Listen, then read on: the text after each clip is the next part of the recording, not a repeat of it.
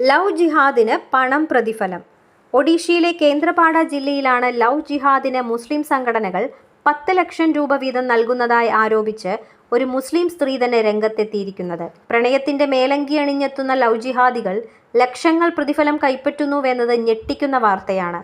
തന്റെ ഭർത്താവ് 2 ഹിന്ദു സ്ത്രീകളെ പ്രണയക്കെണിയിൽ വീഴ്ത്തിയെന്നും അതിനായി അദ്ദേഹത്തിന് 20 ലക്ഷം രൂപ കിട്ടിയെന്നും ആരോപിച്ച ഫരീദ ഖാത്തൂൺ എന്ന സ്ത്രീ ഭർത്താവ് സൈജുദ്ദീൻ ഖാനെതിരെ കേന്ദ്രപാഡ സദർ പോലീസ് സ്റ്റേഷനിൽ പരാതി നൽകി. ലവ് ജിഹാദ് എന്ന ആരോപണം ഉണ്ടാകുമ്പോഴെല്ലാം അത് മൂടിവെക്കാനും എതിർ ആരോപണങ്ങൾ ഉന്നയിക്കാനുമാണ് ഇടതു വലതു രാഷ്ട്രീയ പാർട്ടികൾ ഇതുവരെ ശ്രമിച്ചിട്ടുള്ളത്. ഇപ്പോൾ മുസ്ലിം സ്ത്രീ തന്നെ അതിനെതിരെ രംഗത്തെത്തിയിരിക്കുന്ന സാഹചര്യത്തിൽ എന്ത് അന്വേഷണമാണ് സർക്കാർ ഇതിൽ നടത്താൻ പോകുന്നതെന്ന് കാത്തിരുന്നു കാണാം. ലവ് ജിഹാദിനെതിരെ കണ്ണടയ്ക്കുന്ന കേരളത്തിനും പാഠമാണ് ഈ സംഭവം. അവർ നമുക്ക് ചുറ്റുമുണ്ട്.